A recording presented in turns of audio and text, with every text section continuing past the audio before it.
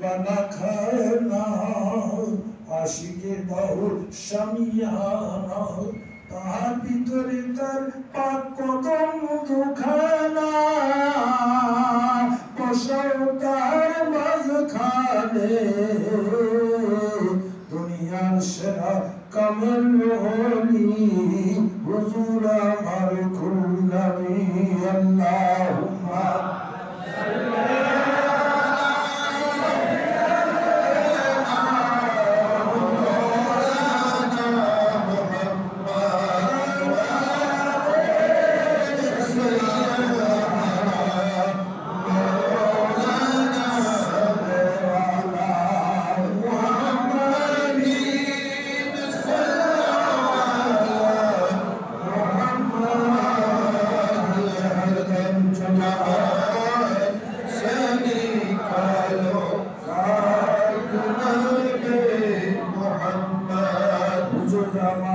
মানুষ নয় গো খোদার ওলিয়া ওলিয়া হুজুর আমার মানুষ নয় গো খোদার ওলিয়া ওলিয়া মুক্তি তার পড়লে মনে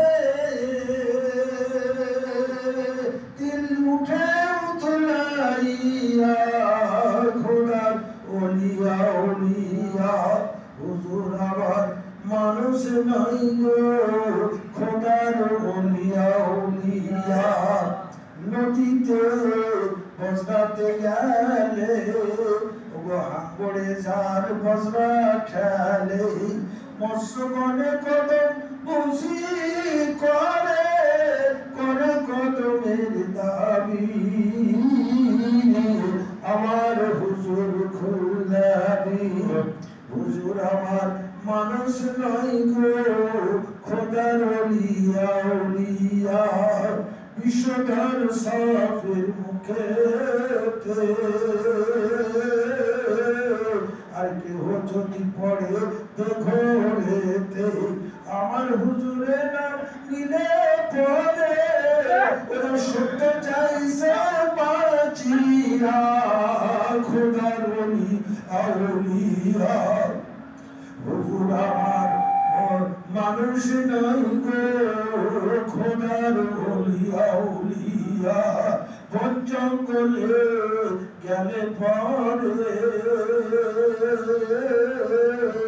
আর বাঘ ভালুকে যদি ঘিরে আমার হুজুরে নাম নিলে পরে আর অমনি চাইছে পালাইয়া আমার হুজুর মানুষ নাই গো খোদার আউলিয়া হুজুর আমার মানুষ নাই গো খোদার ওলিয়া ওলিয়া আল্লাহুম্মা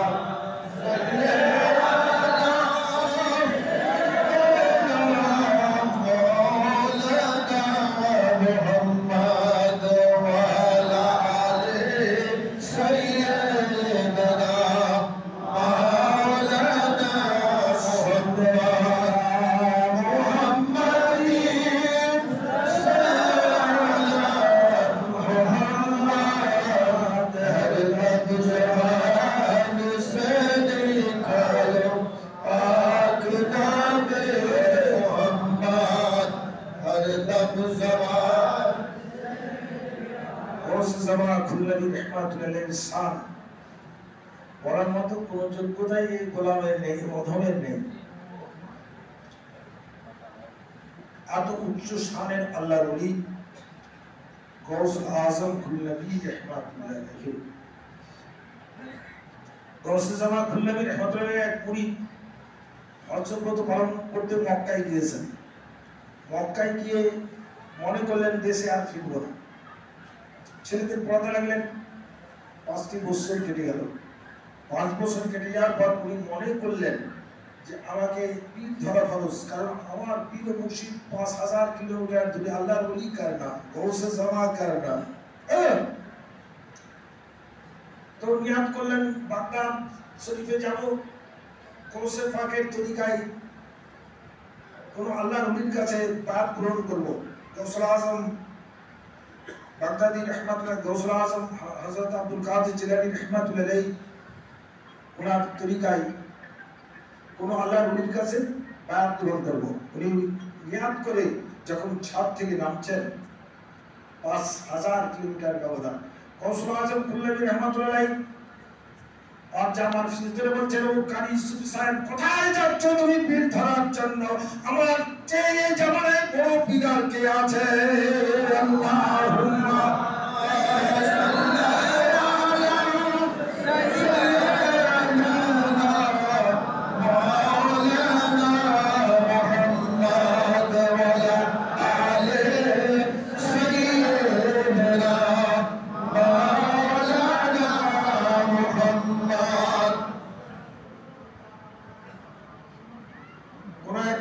নামাজ হচ্ছে, মাটির মসজিদ খাল আছে, ইমাম সাহেব আগে বিশাল, যখন ইমাম নামাজ পড়ছে জুমার ফরজ নামাজ, ইয়াদ করলে একটা বিশাল বিষধর সাপ বেরিয়ে ফস ফস করতে লাগে। ইমাম সাহেব গৌসুল খুল্লাবী রহমাতুল্লাহ আলাইহি শরণ নিয়েছেন, গৌসে খুল্লাবী রহমাতুল্লাহ আলাইহি শরণ নিয়েছেন। চোখ বন্ধ বিষধর সাপ যদি সামনে ফস ফস করে তাহলে ভয় পাবে তো সবাইকে। ইমাম সাহেব গৌসে জামা মুরিদ গৌসে জামাকে শরণ নিয়েছেন, এ আল্লাহর প্যারা গৌস মাদাদ করো, শরণ নিয়েছেন। এক নাম আল্লাহর নবী বলেন, আল্লাহর ওলি আল্লাহর পয়গম্বর বন্ধুরে আবার দেহ ত্যাগ করার পর 40 দিন দেহের সঙ্গে সম্বন্ধ থাকে, তারপর দেহ থেকে আত্মা বিয়োগ হয়ে যে আল্লাহর দরবারে বায়তুল মামুরে গিয়ে খাস ফেরেশতার সঙ্গে কাঁধে কাঁধ মিলিয়ে আল্লাহর সিজদা করতে থাকে। আল্লাহু আকবার, আল্লাহু আকবার। দুনিয়ার বুকে কোনো ভক্ত যদি স্মরণ করে 1 মুহূর্ত টাইম লাগে তার সামনে হাজির হতে। বন্ধুরে আমার, গৌসে জামা খুল্লাবী রহমাতুল্লাহ আলাইহির পবিত্র হস্ত মুবারক সকল মুসল্লিরা নামাজ পড়ছে, মসজিদে একটা হাত আসলো এসে সাপটাই ধরে সবাই শুধু বলে দৌড়ে গিয়ে পড়লো। খাদিম ইমাম সাহেব দেখতে পেয়েছেন গৌসে জামার হাত ছিলেন, আল্লাহ গৌসে জামা। আমার হযরত গৌসুল রানী শোনাচ্ছেন, আগে পীর খোঁজার জন্য, এখন পীর ধরার প্রবণতাটা, পীর গ্রহণ করার প্রবণতা, ওসিলা গ্রহণ করার প্রবণতাটাকে নষ্ট করছে ওয়াহাবীরা। আল্লাহর ওলি ছাড়া ঈমান হবে না, আল্লাহর ওলি ছাড়া নামাজ হবে না, মুর্শিদ ছাড়া রোজা হবে না, হজ জাকাত হবে না, কালেমা হবে না, ঈমানের সঙ্গে কবরে যাওয়া হবে না। এখন এত কথা প্রমাণ করতে সময় লাগবে। তো আমার হযরত গৌসে আজম ওয়াহারি রহমাতুল্লাহ আলাইহি 12টার সময় আমার গল্প শোনাচ্ছেন, আমি ওনার খেদমতে আছি। তো বলছেন, স্যার এই কলিকাতার তালতলা কাদরিয়া তরিকার নীতি, তো পুলিশ একজন জবরদস্ত মৌলানা পীর ধরার জন্য ওনার দরবারে গিয়েছে। আগে যাকে তাকে বায়াত করতেন না, তরিকার নিয়ম ছিল। উনি বললেন, ঠিক আছে, তোমার তো কোনো বায়াতের যোগ্যতা নেই, তো আমার দরবারে তুমি অবস্থান করবে। কাজ দিলেন, ঘোড়া গা ধুয়ে দেওয়া আর মলমূত্র ত্যাগ করা আর ঘাস কেটে এনে খাওয়াতে হবে। মৌলানার কাজ হচ্ছে 12 বছর করছেন আল্লাহকে পাওয়ার জন্য, আল্লাহ রসুলকে পাওয়ার জন্য 12 বছর করছেন উনি। আমার হুজুর মুবারক গৌসে বাড়ি বছর হচ্ছেন 12টি বছর করছেন। একদিন উনি মনে মনে করলেন যে আমি এই জামার মধ্যে এত বড় একজন আলেম, আর এই 12টি বছর যাবৎ ওনার কাজ হচ্ছে সকাল হলেই ঘোড়ার মলমূত্র পরিষ্কার করা, ঘোড়াকে গোসল দিয়ে দেওয়া এবং দম কেটে এনে খাওয়ানো, এই কাজ ছাড়া তো কাজ নেই। বলছেন 12টি বছর আমার বেকার হয়ে গেল, আমি আজকে রাত্রে চলে যাবো, এই দরবার ছেড়ে যাবো, তো জীবনে আর এই দরবারে আসবো না। কোনো আল্লাহওয়ালা মানুষ যদি আল্লাহওয়ালা মানে এটাই তার ধারণা হলো। যে আমার হযরত গৌসে ওয়াহারি রহমাতুল্লাহ বলতেন যে বিবি যদি ওলি হয় স্বামী জানতে পারবে না, স্বামী যদি আল্লাহর ওলি হয় বিবি টের পাবে না। এত গোপন। হযরত গৌসে আজম খুল্লাবী রহমাতুল্লাহ বলতেন, দেহ দুনিয়ার জোড়াল, জান আল্লাহর জোড়াল, আল্লাহর সঙ্গে কিভাবে জানের সম্বন্ধ করতে হবে, এটা ওলির দরবারে এসে শিক্ষা করতে হবে। বন্ধু, এটা এই শিক্ষা কেউ দিতে পারবে না দুনিয়ায়। আল্লাহকে পাওয়ার জন্য আলেমুল ওলি খুঁজতেন, মুর্শিদ খুঁজতেন, রাহবার খুঁজতেন, পদপ্রদর্শক খুঁজতেন, দিশারি খুঁজতেন। তো তৎকালীন সময় এই বাংলার বুকে বড় আলেম তিনি বললেন আজকে আর আমি রাত্রে বেরিয়ে যাব। উনি রাত্রে বেরিয়ে যাচ্ছেন, ওনার পা দিয়েছেন, হাত দিয়েছেন, শরীর ম্যাসেজ করেছেন, উজু করে দিয়েছেন, চলে যাচ্ছেন নিষিদ্ধ রাত্রে। কিন্তু হাওড়া যেখানে ব্রিজ হয়েছে তখন ব্রিজ ছিল না, তখন জঙ্গল, আর সব জায়গায় বাঘ থাকতো জঙ্গলে। মৌলানা যখন হাওড়া পর্যন্ত পৌঁছেছেন দেখছেন এক বাঘ সামনে এসে হাজির। বাঘ মৌলানার চোখে তাকাচ্ছে আর মৌলানা বাঘের চোখে চোখে তাকাচ্ছে। বাঘ অ্যাটেম্প করছে মৌলানাকে, আর জ্ঞান থাকবে? বাঘের সামনে যদি কেউ হাজির হয়ে যায় আর জ্ঞান থাকে? বাঘ যখন লাফ দিয়ে মৌলানা সাহেবকে ধরবে তখন মৌলানা সাহেবের কানের পাশ দিয়ে একটা হাত এসে মারল, চাপ্পা খান। বাঘ গাগা করে চিৎকার করে জঙ্গলে পালিয়ে গেল। হাত খান তো দেখে বুঝতে পেরেছে এটা আমার পীর মুর্শিদের হাত। এর নাম আল্লাহর ওলি, এটা পীর মুর্শিদের হাত। ওখান থেকে কান্না শুরু করেছে। ওনার দরবারে এসে বলে, হুজুর আপনি যে এত বড় আল্লাহর ওলি, 12টি পুষ্প আপনার তাবেদারি করে কোরবানি করে আপনাকে আমি চিনতে পারিনি, বুঝতে পারিনি। আজীবন কাল আপনার দাসত্ব করব। বন্ধুরা আমার, গৌসুল আজম খুলনাবী রাহমাতুল্লাহির মুরিদ হুজুর মধু খেতে ভালোবাসতেন। তো ওনার কত মানে উজু করে মুর্শিদা আছে তয়ালি ভক্ত সুন্দরবনে মধু ভাঙতে দিয়েছে।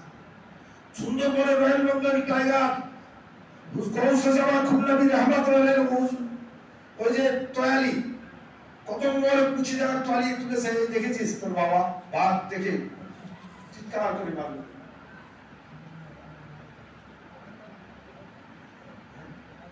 আচ্ছা ওখানে দিল কথা বলছে হযরত গৌসুল আজম ইব্রাহিম রহমাতুল্লাহ তরিকা আল্লাহ প্রাপ্তির পথ, আল্লাহ রাসূলকে জানার পথ, আল্লাহ রাসূলকে চেনার পথ, দিন পাক করার পথ, নিয়তের খলুসিয়তের পথ, আনার পথ, চিত্তের শুদ্ধিকরণ করার পথ, আত্মার পরিশুদ্ধতা এবং পবিত্রতা অর্জন করার পথ, নামাজে আল্লাহকে হাজির জানার পথ, নাজির জানার পথ, আল্লাহর নবীর সাথে সম্বন্ধ করার পথ হচ্ছে তরিকা। আমার হযরতে গৌসে খুলনার তরিকা, গৌসে জামার তরিকা হচ্ছে নকশবন্দিয়া মুজাদ্দিদিয়া তরিকা, মিসবাত রাসূল। এই তরিকা বহু প্রসারী করে উনি দিল্লির বুক থেকে নিয়ে এসেছিলেন, অসাধ্য সাধন সাধিত করেছেন, কঠোর পরিশ্রম করেছেন। উনি বাংলার বুকে এই খাস নকশবন্দিয়া মুজাদ্দিদিয়া তরিকা এটা উনি সিনায় ধারণ করে মালামাল এই বাংলার বুকে নিয়ে এসেছেন।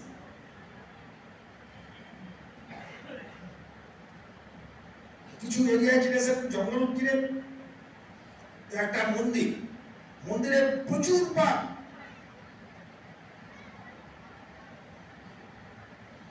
তো ফকিরের লোকজন বলছে যে ফকির সাহেব যা বাঘে হুঙ্কার দিচ্ছে, তখন বিশাল বাঘে হুঙ্কার মারত, তা ওই জায়গা না যাওয়াই ভালো। আমরা তো চলে এসেছি, বলে চলো নৌকা নৌকা সাজিয়ে নিয়ে গৌসে জামার কত মোবারক মুছা রুমালটাকে ফ্ল্যাগ করে নিয়েছেন, ফিস্টন করে নিয়েছেন। আর ইয়া গৌসুল আজম খুলনাবী,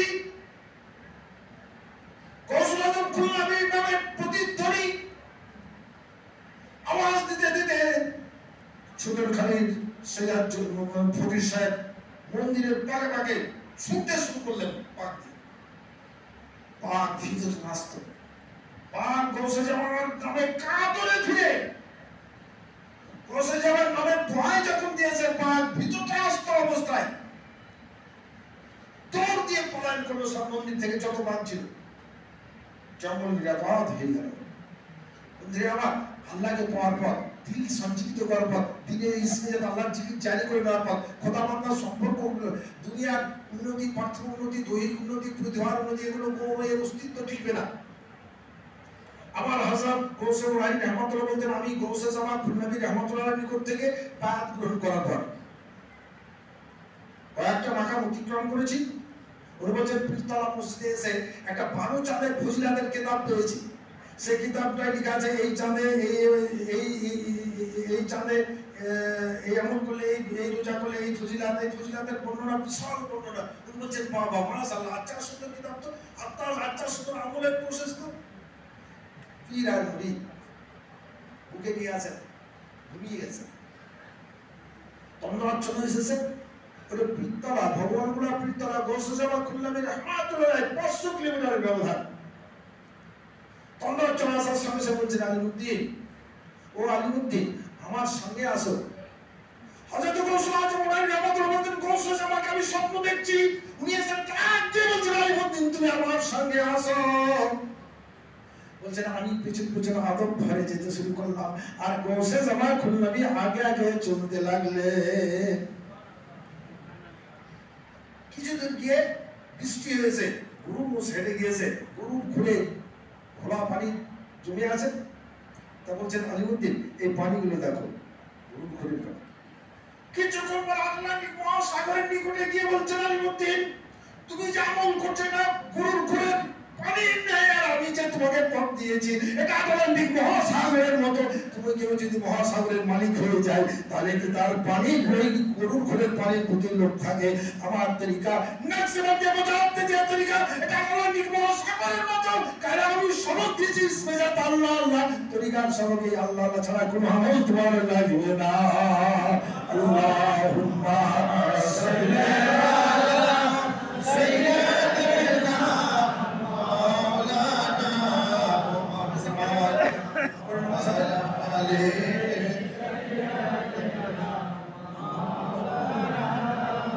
মুহাম্মদ সাল্লি আলা মুহাম্মাদিন।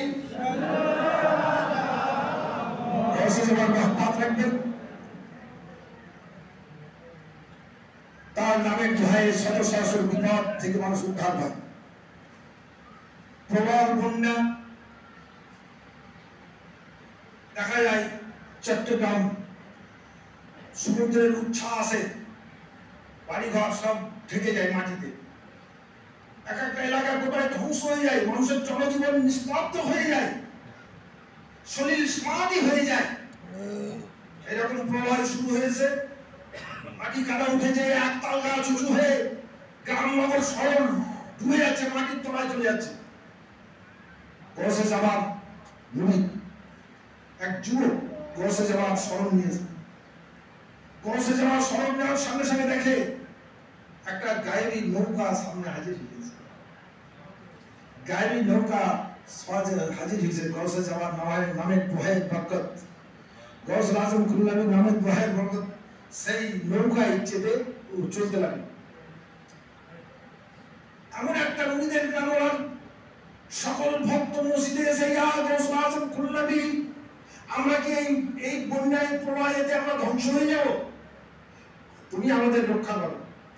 বন্ধু আমার, ওই গ্রামে এক হাঁটু পানি, আর সারা দেশ ধ্বংস হয়ে গিয়েছে। বন্যা যখন নেমে গেল, পানি নেমে গেল, তো ওই গ্রামে এক হাঁটুর বেশি পানি হয় নাই। গৌসে জামা, গৌসুল আজম, গৌসে সাকারুল মাহবুব সাহেব শেখ আব্দুল কাদের জিলানী রহমাতুল্লাহ জীবনী পাওয়া যায়। উনি নুসরত করছেন। এক লোক বলছেন নদীর বাঁধ ভেঙে গিয়েছে, হুজুর বন্যা চলে আসছে, সব ডুবে যাবে। উনি বলছেন দাঁতন খালি দিয়ে ওখানে পুঁতে দাও, দাঁতন পুঁতে দেওয়ার সঙ্গে সঙ্গে বন্যার দেশে আসবে না, নদী দিয়ে ছড়ে চলে গেল। দাঁতন প্রলয়, নদীর বাঁধ ভাঙা প্রলয়কে থামিয়ে দিল। বন্ধু আমার, গৌসুল আজম খুলনাবি, গৌসে জামানার গৌস, মৃতদিলকে সঞ্জীবিত করার উপকরণ। তিনি আল্লাহর বান্দাকে শিক্ষা দিতেন।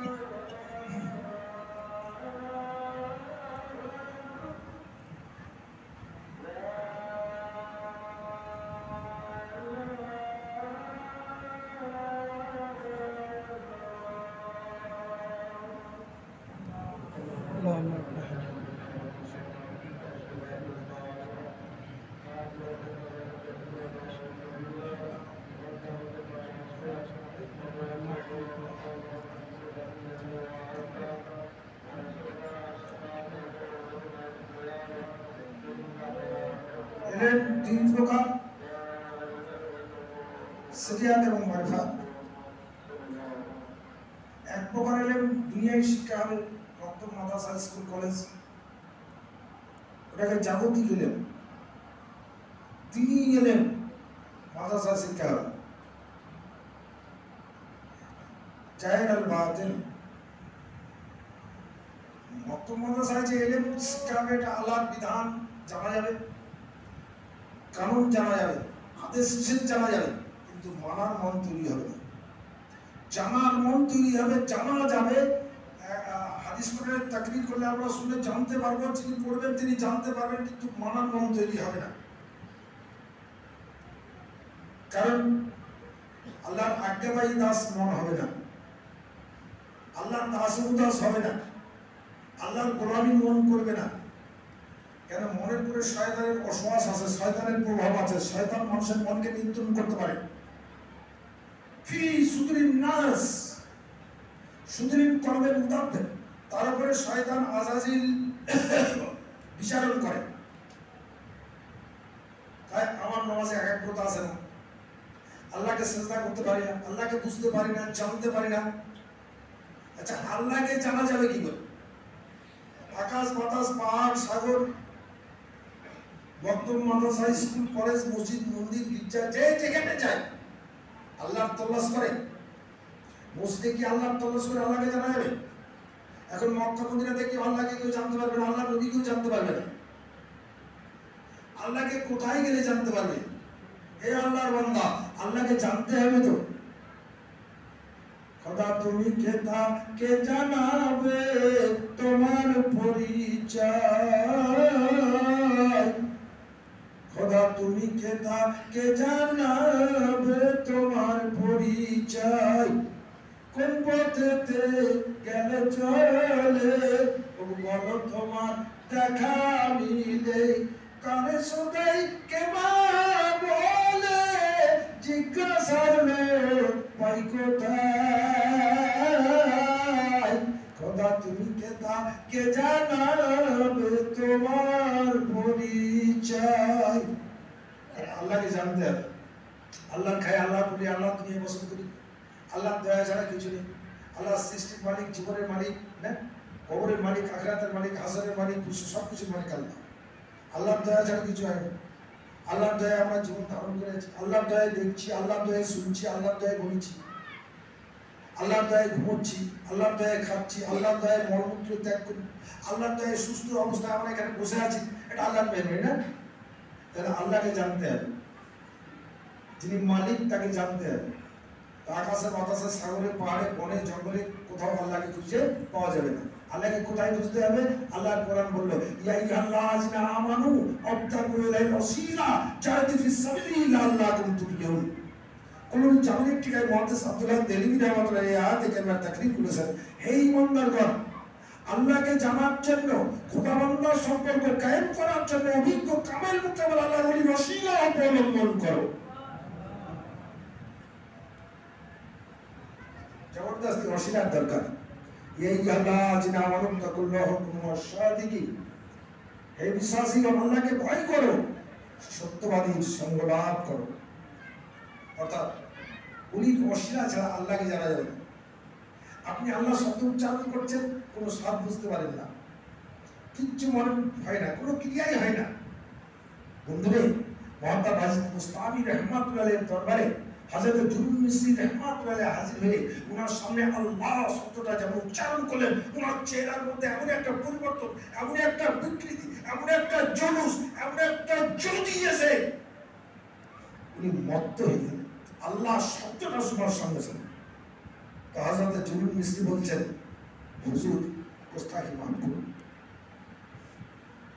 আল্লাহ শব্দটা উচ্চারণ করার সঙ্গে সঙ্গে আপনার যে প্রতিক্রিয়া চেহারা আপনার প্রতিফলিত হতে দেখলাম, এর কারণটা কি? তিনি বলছেন, শোনো, তুমি তো বাচ্চা মানুষ, আমি 70 বছর সাধনা করে এই জায়গায় পৌঁছেছি, আর এখন যদি আমি ওই কথা তোমাকে বলে তুমি বুঝতে পারবে না। হুজুর আমার মানুষ নাই গো, খোদার ওলিয়া ওলিয়া, মুক্তি তাহার পড়লে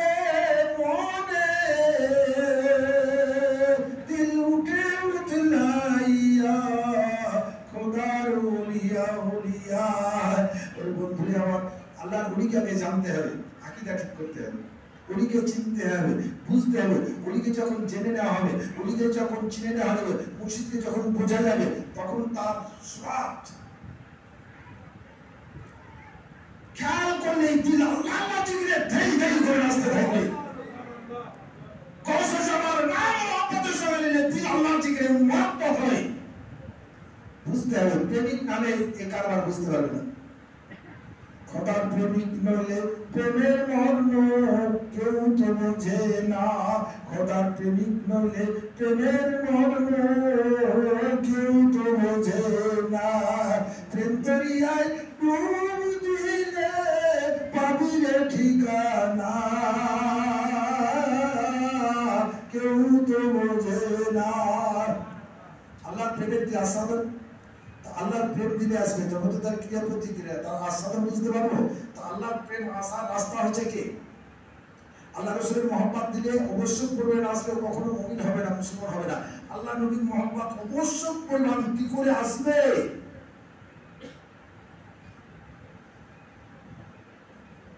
বোঝা গেল? অর্থাৎ আল্লাহ নবীর তাবেদার হয়ে যাও। সাইকো জামা ফি কওমিহি কালান নবী ফি উম্মাতিহি, বিলায়াত প্রাপ্ত কামেরুল রাসূল সদৃশ্য হুবহু নবীর মতো কাজ করবে। খায়ের এই বিরোধীদেরকে চিন্তা করার জন্য আবার গৌসবাগের তরিকা সুন্নিয়াতের পায়বন্দ হয়ে যাবে এবং সুন্নিয়াতের পায়বন্দ হয়ে যাবে। একটা সুন্নিয়াতের পায়রানি করলে 100 শহীদের দরজা লাভ হবে, আল্লাহ এত খুশি হবে। আল্লাহর বন্ধুকে যে অনুকরণ করে, লেবাস পোশাক, চলা বলা, ভাবাসা, সামাজিক জীবন, পারিবারিক জীবন, পারিপার্শ্বিক জীবন, যে কোনো একটা কিছু অনুসরণ যদি কেউ করে, 100 শহীদের দরজা লাভ হবে। আমি বাড়াবো না। আমার হুজুর মারাত গৌসে আজম কুল নবী, উনি ক্লান্ত আছেন খুব, কারণ ওনার মুর্শিদ এসেছিলেন দিল্লি থেকে সফরে, ঢাকা, রাজশাহী, উনি শুনেছিলেন। উনি বলছেন আমি 24 ঘন্টার মধ্যে 2 ঘন্টা ঘুমাতাম, সব সময় ব্যস্ত থাকতাম। আল্লাহর ওলি কিসে খুশি হবেন, আল্লাহর ওলি কিসে রাজি হবেন, আল্লাহর ওলির দিকে সবসময় খেয়াল থাকে, আদব থাকা, ভক্তি থাকা, শ্রদ্ধা থাকা, মন নত হয়ে যাওয়া, নাহলে বোঝা যাবে না আল্লাহর মধ্যে আল্লাহ রসুলের কি কারবার, আল্লাহর সঙ্গে আল্লাহর ওলির কি কারবার, আল্লাহর সঙ্গে আল্লাহ রসুলের কি সম্বন্ধ, কি ধরনের সম্বন্ধ, এটা জানতে হবে, বুঝতে হবে। প্রেম না আসলে পরিচয় হবে না, মহব্বত না আসলে পরিচয় হবে না। একটা চোর তাকে মহব্বত করলে ও কটা চুরি করেছে মনে মনে মিলে গেলে, লম্পটের সঙ্গে মিলে গেলে, এরকম চরিত্রের গোপন খবর নিতে গেলে দোস্তি দরকার। আল্লাহর সঙ্গে মহব্বত পয়দা হয়ে গেলে আল্লাহর ওলি কি নিয়ে আমার বোঝে। আমার হযরত গৌসে নবী রাহমাতুল্লাহ আলাইহি আল্লাহর ওলির দরবার বলতেন যাওয়া আসা করো, যাওয়া আসা করো, কারণ সিরিয়াদের এলিমেন্ট যেখানে শেষ সীমা, সেখানে ইলমের তাসাবের শুরু। আমাদের মুর্শিদাবাদ হাওড়ি আল্লামা জিল্লাহ রহমান সাহেব খুদেফি, ওনার প্রচুর মুরিদ ছিল। হযরত গৌসুল্লাহ এই বাংলার আশা অশিলা, উনি এলাহাবাদ সফরে আছেন, ছোট্ট করে বলে শেষ করি। এলাহাবাদ সফরে আছেন গৌসে জামান নবী রাহমাতুল্লাহ আলাইহি। এলাহাবাদের যে এলাহাবাদে ওনার মৌলানা মুহাদ্দিস, এলাহাবাদ ইউনিভার্সিটিতে মৌলানা মুহাদ্দিস সকলে ওনার কত মুবারক মেসেজ করছে, শরীর মেসেজ করছে। তো জামদার হোসেন সাহেব ইনিও মৌলানা, এনারা কেন বাদাচ্ছে, এনারা কেন এরকম করছে, ঠিক এরকম ধারণা। আল্লাহ নবী অন্তর্জামী সেট করে গৌসে জামান শুনিয়েছিলেন, মৌলানা মেসেজ করছে এলাহাবাদ ইউনিভার্সিটির। উনি বুঝে বসে বলছেন জমশেদ হাত ধরে রাখো, কাজ দিবে। ও বুঝতে পারলো না, হাত ধরলো না। হুজুর মহারাজ বাংলাদেশ চলে গেলেন, তখন ভাগ হয়নি, আর এও হলড়ি চলে আসলো, কিন্তু একে যক্ষা রোগে আক্রান্ত হলো। মাওলানা জমশেদ সাহেব যক্ষা রোগে আক্রান্ত হয়ে ছিন্ন চিহ্ন হয়ে গেল। তখন যক্ষা রোগের চিকিৎসা ছিল না, ছিন্ন চিহ্ন ক্ষীণকায় দেহ দুর্বল হয়ে গেল, আতঙ্কগ্রস্ত কোন সময় মরণ আসতে পারে, কিন্তু মনে মনে চিন্তা হলো ঠিক আমি গৌসুল আজম খুলনাবী রহমতুল্লাহর সঙ্গে ব্যাধি করার কারণে আমার এই ব্যাধি হয়েছে। উনি সন্ধান নিয়ে খোঁজ নিয়ে গৌসে জামাত দরবারে হাজির হলেন। মন্ত্রী আমার আল্লাহর ওলির দরবারে উনি হাজির হলেন। গৌসে জামাত খুলনাবী রহমতুল্লাহ সেই দেখেছেন কবে, আর যাওয়ার সঙ্গে সঙ্গে বলছে মনি জমছেন তোমার এই অবস্থা কেন? আরে আল্লাহর ওলি বলছেন হুজুর ডাক্তার বলছে আমি রাত যক্ষায় আক্রান্ত। উনি বলছেন ভালো তোমার ডাক্তারের কথা, রাত যক্ষায় আক্রান্ত ডাক্তারের কথা বাদ দাও, যাও আমার দরবারে খাও আর আল্লাহ আল্লাহ করে মসজিদে। 1 মাসের মধ্যে সম্পূর্ণ সুস্থ হয়ে গেল। তো বুঝতে পারলেন গৌসে যাওয়া সেরাপি বুঝতে পারলেন না, কেবল 1 মাসের মধ্যে সুস্থ হয়ে দেশে ফিরে আসলেন। এসে দেখেন আল্লামা জিন্নাহ রহমান সাহেব খুব বিখ্যাত আলেম ছিলেন এবং উনি খলিফা ছিলেন। ওনার পীর এসেছে মৌলানা জমশেদ সাহেবের ভাইকে বায়াত করার জন্য বসিয়েছে।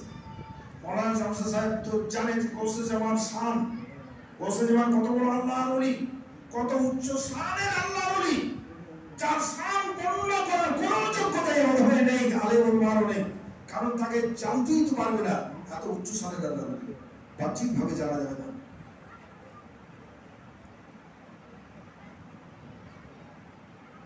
বাবারা জমশেদ সাহেব এসে বলছে ভাই তুমি কোথায় বায়াত হচ্ছ? আমার পীর জগৎ বারান আল্লাহর ওলি গৌসুল আজম খুলনাবী। তো আল্লামা জিন্নাহ রহমান সাহেব বলছেন এই তোমার পীর কোথায়? তো বাংলাদেশে। তো বাংলাদেশের আর পীর আছে কিনা? বিদ্রুপ করেছে, প্রেমিক ইমানদার প্রচন্ড কষ্ট পেয়েছেন তার ভৎসনায় বিদ্রুপে, মনে কষ্ট নিয়ে বাড়ি এসে ঘুমিয়েছে। জিন্নাহ রহমানও ঘুমিয়েছেন, আল্লামা জিন্নাহ রহমান খুদেনি রাত্রে ঘুমিয়ে স্বপ্ন দেখছে গৌসুল আজম খুলনাবী রহমাতুল্লাহ আলাইহি পাকা দাড়ি মাথায় পাক বাঁধা আছে, হাতা আসা আসা ও জিন্নাহ রহমান বাংলাদেশের পীর নেই, চলো আমি কে তোমার বীজ দাঁত ভেঙে দেবো। উনি যে আওয়াজ দিলেন, ওনার যে চেহারা, ওনার যে চোখ মোবারক ইয়ে জ্যোতি ছিল, ভয়ে কাঁপতে শুরু করলেন। ঘুম ভেঙে গেল, ভীতত্রাস্ত কম্পিত কণ্ঠে মৌলানা জমশেদ সাহেবের দাঁড়িয়ে দিয়ে হাজির সকাল বলে বাবা জমশেদ তোমার পীর তারা জবরদস্ত আল্লাহর ওলি, তুমি বলো ওনার ঠিকানা। তখন সাতক্ষীরা থেকে গৌসে জামান দরবার কাদা, খুব কষ্ট করে মানুষকে যেতে হতো। তো মাওলানা আল্লামা জিন্নাহ রহমান সাহেব খুব কষ্ট করে যাচ্ছেন, উনি যে এখান থেকে যাচ্ছেন গৌসে জামান আলোচনা করছেন ভক্তদের সামনে, খাস আলোচনায় ছিলেন। ঠিক যখন জিন্নাহ রহমান সাহেব যাবেন উনি অন্ধ মহলে চলে গেলেন, বললেন চাঁদা হোসেন সাহেব জবরদস্ত আলেম, উনি পীর ছিলেন, উনিও আমার গৌসে জামানের কাছে সারেন্ডার হয়ে বীরত্ব ত্যাগ করে 10,000 মুরিদ সওগাত গ্রহণ করেছিলেন। ফরিদপুরি আল্লামা চাঁদা হোসেন সাহেব সারা জীবন তাবেদারি করে গৌসে জামান দরবার মোতাবেক করতেন, সারা জীবন তাবেদারি করে ওই দরবারি দেহ রেখেছিলেন, ইন্তেকাল হয়েছেন। ওনার সমাধি ওই গৌসে জামান দরবারে 2 বছর পর কবর ধসে গেল, তাজা দেহ। হুজুর মোবারক গৌসে আজম উনারি রহমাতুল্লাহ পাক জমান আমি শুনেছি, উনি বলছেন সবাইকে দেখে উনি এরকম কাত হয়ে গেছেন, এরকম কাঁধে মাথায় হাত দিয়ে যেন কাঁধে ঘুমোচ্ছেন, দাড়ি গোপ সব পেড়ে গিয়েছে। হাজাদের গৌসে আজম খুলনাবী রহমাতুল্লাহ আলাইহি তখন হুজুর মোবারকের জামানা বোধহয়, তো বললেন যে সমাধিটাকে ঠিক করে দাও। সারা দেশের লোক দেখেছে আল্লাহর ওলি গোলামিতে কি ফায়দা হয়, কি উপকার হয়, কি জীবন লাভ হয়। আল্লামা জিন্নাহ রহমান সাহেব যাওয়ার পূর্বে বললেন চাঁদা হোসেন মুর্শিদাবাদ থেকে একজন বড় মাপের আলেম আমার দরবারে আসছে, তার যত্ন নিয়ে। 500 কিলোমিটারের ব্যবধান, জীবনে ওই দেশে জিন্নাহ রহমান সাহেব যায়নি, আল্লামা জিন্নাহ রহমান সাহেব জীবনে যাননি। যখন গিয়ে পৌঁছালেন কাদা কাদা মেঘে, তো হাজার মাওলানা জিন্নাহ রহমান সাহেব আল্লামা চাঁদা হোসেন সাহেব বলছেন আপনি মাওলানা আল্লামা জিন্নাহ রহমান সাহেব আপনার বাড়ি মুর্শিদাবাদ? চমকে উঠলেন। আমার বাড়ি যে মুর্শিদাবাদ, আমি যে আল্লামা, আমি যে চিন্তাকামার হরমে থেকে এসেছি, এই যে আপনি কি করে জানলেন? বলে গৌসে জামান পাক চলে বলে গিয়েছেন যে আপনি হরমে থেকে গিয়েছেন মুর্শিদাবাদ, আপনার নাম আল্লামা জিলানামা সাহেব, আপনি ওনার দরবারের মেহমান, তো যত্ন করবেন। অপেক্ষা করছেন, ব্যস্ত হয়ে পড়েছেন। গৌসে জামান দর্শনের জন্য বিরহের আগুন জ্বলেছে। আল্লামা পীর আল্লামা জিলানামানের দিলে অদর্শনের বিরহে, গৌসে জামান অদর্শনের বিরহে, কোন গৌসে জামান গুণাগুণ সমস্ত অবগত হয়ে গেছেন। গৌসে জামান এত উঁচু সাদের আল্লাহর ওলি বুঝতে এসে গিয়েছে, বিরহে ছটফট করছে হৃদয়।